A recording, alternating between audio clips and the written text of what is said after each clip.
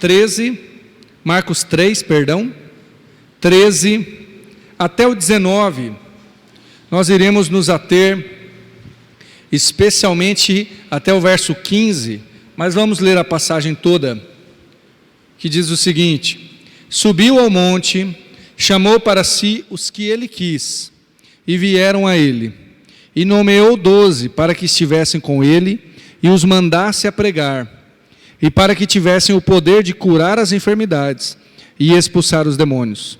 Simão, a quem pôs o nome de Pedro, Tiago, filho de Zebedeu, e João, agora irmão de Tiago, aos quais pôs o nome de Boanerges, que significa filhos do trovão. André e Filipe, e Bartolomeu, e Mateus, e Tomé, e Tiago, filho de Alfeu, e Tadeu, e Simão, o Zelote, e Judas Iscariotes, que o traiu. Amém? O tema de hoje é chamados para o monte, porque basicamente Jesus subiu para o monte e chamou os 12. Agora nós vamos ver quais são os detalhes desse chamado de Jesus.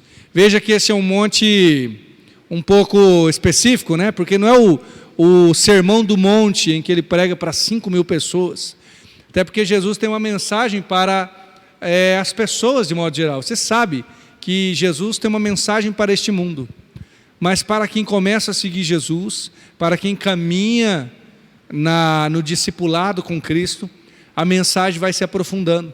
É tal como você tem você conversa com pessoas que você não conhece. Talvez você já tenha feito vídeo aí, ou mesmo postagens de texto para a internet. A maioria deles, se não todos, são muito genéricos. Você não abre seu coração, você não conta tudo, né? Mas com aqueles que você convive, com as pessoas da sua casa, aí sim eles conhecem você. Este é o monte ao qual Jesus está chamando os discípulos. Ele está chamando os discípulos para conhecerem Ele mais. E nós vamos ver 3 aspectos aqui do chamado de um discípulo, daquele que busca Jesus, daquele que quer caminhar com Jesus.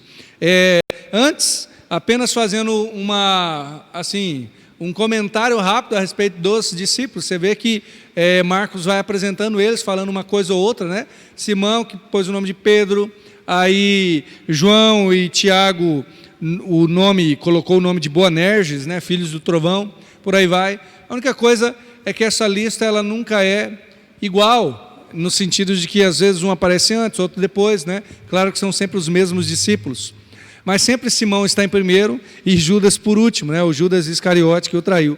Judas sempre fica por último, porque por um motivo muito claro, né? Foi quem traiu Jesus.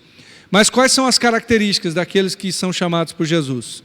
Veja só: nomeou 12 para que estivesse com ele e os mandasse a pregar, e para que tivesse o poder de curar as enfermidades e expulsar demônios.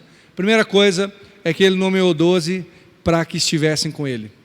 Simplesmente isso. Primeira coisa de um discípulo é que ele não é motivado pelos resultados da pregação, e ele não é motivado pelas curas, milagres ou pela expulsão de demônio.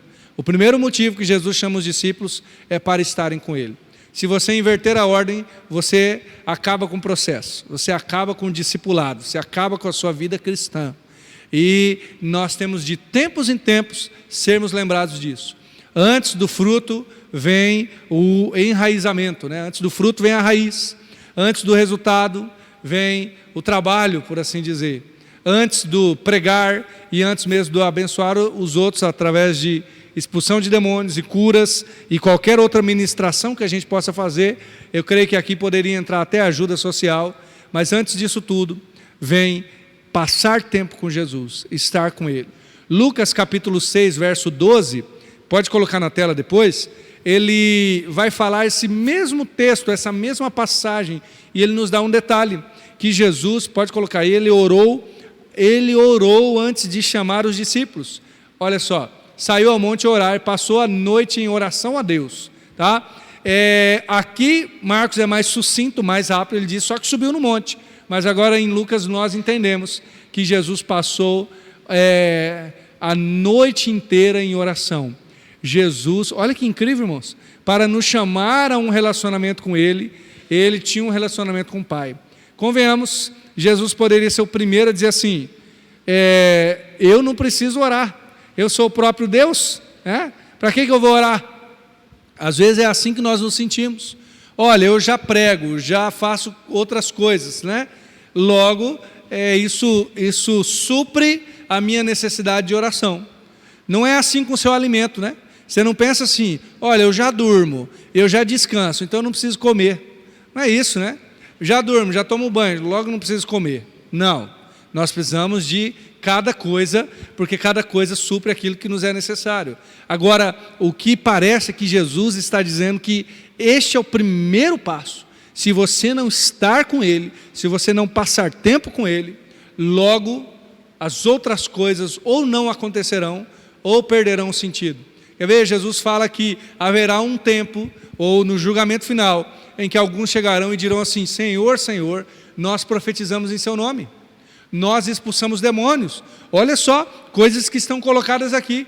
E Jesus vai dizer o quê? Afaste de mim, que eu não os conheço. Porque essas pessoas inverteram o processo. Essas pessoas acharam que o fazer para Jesus era mais importante do que estar com Jesus. Gente, nesse pecado a gente cai sempre. Não é verdade? Nesse pecado a gente cai muitas vezes. Nós dizemos, Senhor, eu já faço tanta coisa para o Senhor. Senhor, eu já me dou em tantas circunstâncias. Olha lá, Senhor, envolvido tanto na igreja. Eu posso falar isso especialmente na quinta-feira, né? Porque quem vem na quinta-feira normalmente está envolvido mesmo. Vem em alguns cultos a mais, provavelmente está em algum ministério, ou é recorrente na igreja. Mas nada disso substitui o estar envolvido no trabalho com o Senhor, ou como eu chamei, fazer para o Senhor, tem de ser resultado de estar com o Senhor. Nada substitui a sua vida com Deus, a sua vida de oração, o seu clamor, a sua busca. Nada. Aliás, tudo pode ser aumentado, melhorado, né, na sua busca. Mas se isso foge de você, você perdeu o resto. Porque é como aquele galho que você quebra e ele no começo está verdinho, mas ele já está desligado da planta. Então, talvez você já tenha visto isso, certamente já viu. Está aquela árvore toda verde, em frente de casa, quebraram um galho assim e deixaram. Alguém deve ter ido puxar. A árvore estava toda verde e um galho marrom. Porque em algum momento antes, talvez 1, 2 semanas antes, alguém puxou o galho e quebrou e deixou lá. A gente nem percebeu que estava quebrado. Mas aí uma hora, né, olhando para a árvore, a gente viu um galho só, cheio de folhas marrons. Por quê? Foi quebrado. E perdeu o contato direto com a planta.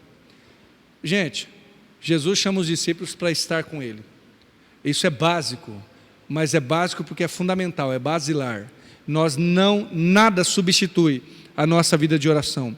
Nada substitui o nosso tempo com Deus. Nada substitui o que eu li no começo, né? O quão amáveis são teus tabernáculos. Minha alma está anelante, desfalece pelos atos do Senhor. Nada substitui isso.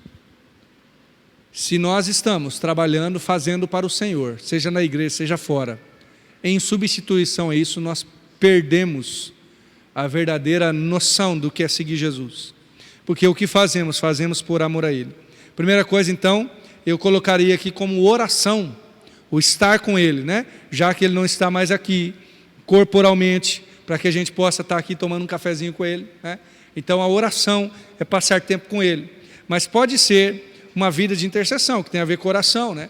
O jejum, é a confissão de pecados, mas eu creio que tudo isso desemboca na oração. Segunda coisa, Ele os chamou para pregar. Na verdade, pelo menos no texto, na minha tradução diz que nomeou para que estivesse com Ele e para que os mandasse a pregar.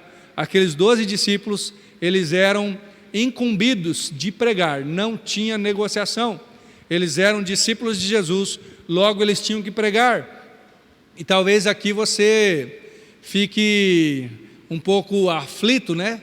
Mas eu não sou um pregador, eu não sei pregar, né? Se me desse um microfone, talvez eu não falaria muito bem. E aí, eu creio que esse chamado é para todo discípulo de Jesus, para todo discípulo, porque não é um chamado para pregação em público, para muita gente, necessariamente.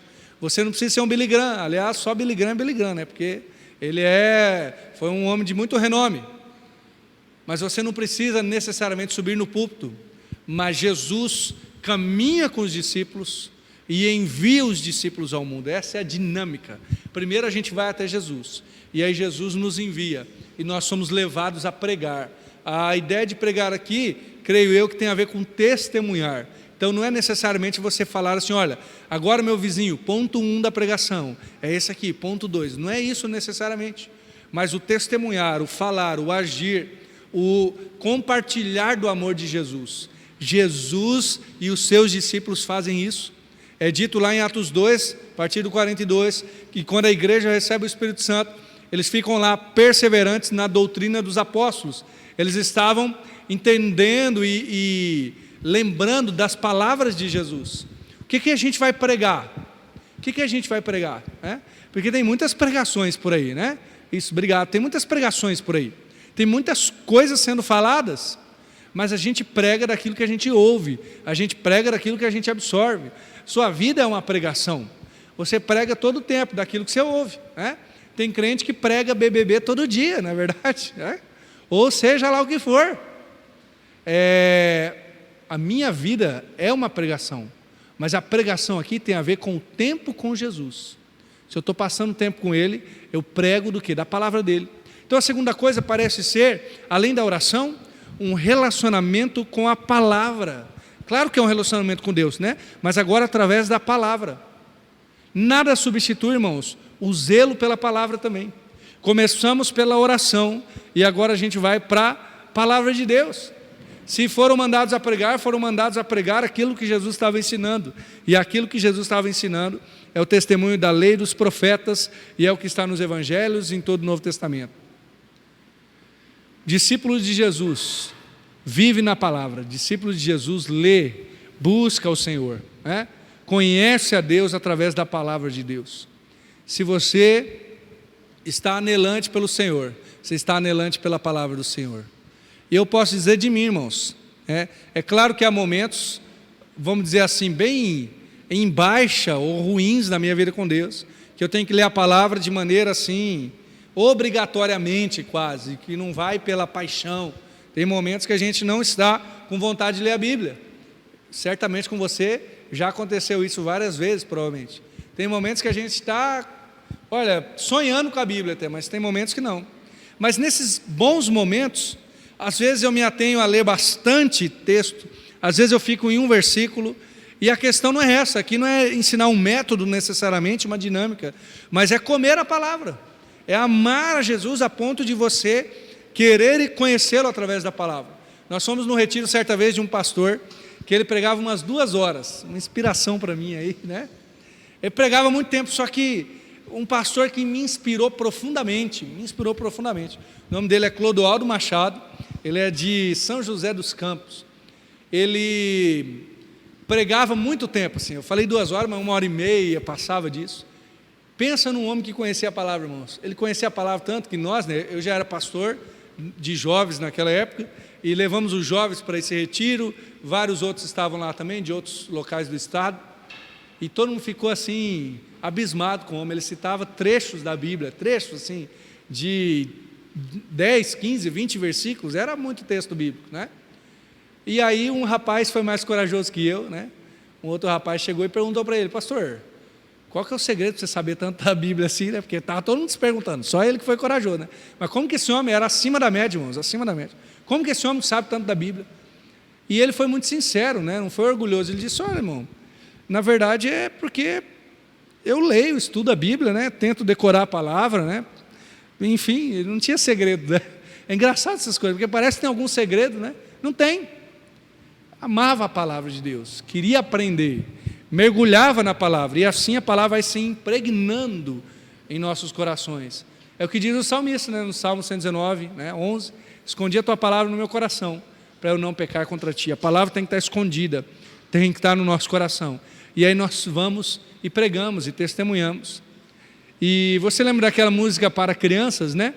Nós estamos ensinando o Isaac, esta e outras músicas, mas uma muito famosa: leia a Bíblia e faça oração se quiser crescer, não é verdade? Leia a Bíblia e faça oração. Basicamente é isso que eu estou falando aqui, né? Oração e ler a Bíblia. Mas, gente, eu percebi nesse texto que a musiquinha para as crianças está incompleta. Está incompleta. Sabia que o texto bíblico nos diz uma coisa a mais se a gente quiser crescer. E aí Jesus, não estou querendo criticar a música de criança, né? Porque a gente ensina o Isaac também. Ela não está errada, mas parece que falta uma coisa. Olha o que diz aqui: para que tivesse o poder de curar as enfermidades e expulsar demônios. Começa na relação com Jesus, na oração. Vai no aprofundamento da palavra a ponto de testemunhar aos outros.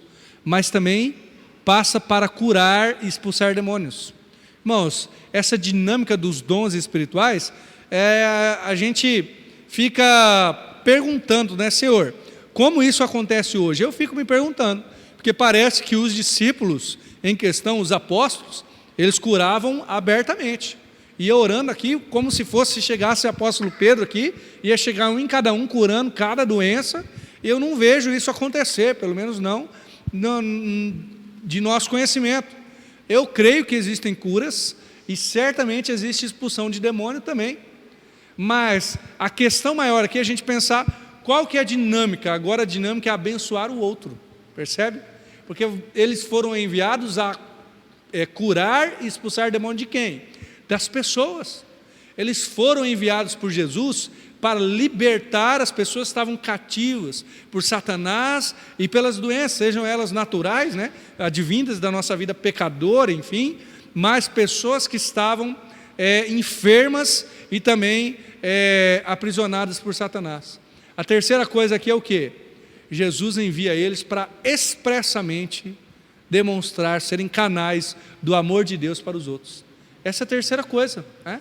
E que parece fazer muito sentido quando nós vemos Jesus dizendo, olha, o mandamento maior se resume em amar a Deus sobre todas as coisas e o próximo como a ti mesmo, né? Se pudéssemos colocar em setores aqui, os dois primeiros está especialmente em amar a Deus, mas aqui está em amar o próximo, né? João fala, se eu amo a Deus, e digo que amo a Deus que eu não vejo, né? Agora estou confundindo tudo, e não amo o meu irmão que logo que eu vejo, eu me faço um mentiroso, eu estou enganado. Por quê? Porque faz parte dessa dinâmica. Amar a Deus me leva a amar o próximo. Olha o que Jesus está fazendo no chamado para o monte. Vem, passa tempo comigo, vocês estão comigo aqui. Vocês vão pregar, vocês estão encharcados daquilo que eu falei, do que eu ensinei, da minha palavra. E o que vocês vão fazer? Vão curar, vão expulsar demônios. Ou seja, na casa que ele chegasse ia ter festa, né? Você chegar na casa de alguém com um abraço, com um sorriso, já é tão bom receber. Agora imagine chegar alguém, bater palma e falar, fulano, você está aí com uma doença crônica, em nome de Jesus seja curado. Olha que coisa maravilhosa. Era isso, irmãos, era um amor ao próximo diretamente. Então ler a Bíblia e faça oração, eu creio que tem mais uma coisa, amar o próximo, abençoar os outros. Pode ser que você tenha a capacidade, o dom da cura, amém, né? Se tiver um endemoniado, irmãos, todos nós temos autoridade, né, para expulsar demônios. Mas, irmãos, também existe a possibilidade, penso eu, de traduzir isso em várias maneiras de bênção, né? Abençoar com suas palavras, com seu abraço, com uma oração, com um sorriso, com uma companhia, enfim, com o tempo passando perto das pessoas, né? Jesus resume o que ele queria para os discípulos com essas três coisas: orar ou passar tempo com ele, pregar a palavra, ser cheio da palavra, né? E, por final, abençoar os outros. Nós somos chamados para este monte também. É claro que a gente não é Pedro, a gente não é Tiago, a gente não é João. Às vezes a gente concorre ali com Judas Iscariote, mas um pouquinho melhor, eu espero, né? A gente não é os apóstolos, irmãos, mas nós, pelo menos, somos chamados por Jesus também, né?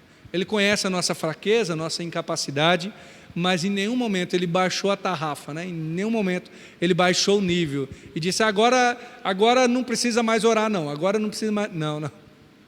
Agora não precisa mais conhecer a palavra, tá? Os outros dois estão valendo, não. Ou, melhor, né? Agora não precisa mais amar o irmão, não. Esses três são levados por um discípulo chamado para ser igual a Jesus, né? Qual deles eu preciso melhorar? Bom, eu preciso em todos, né?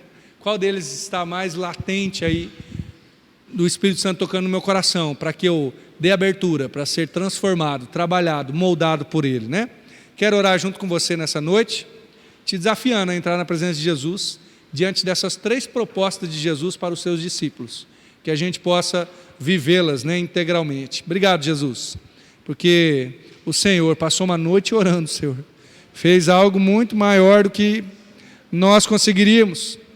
Ou teve uma vida muito mais próxima do Pai e chamou os discípulos. E com este chamado nós nos sentimos tocados também.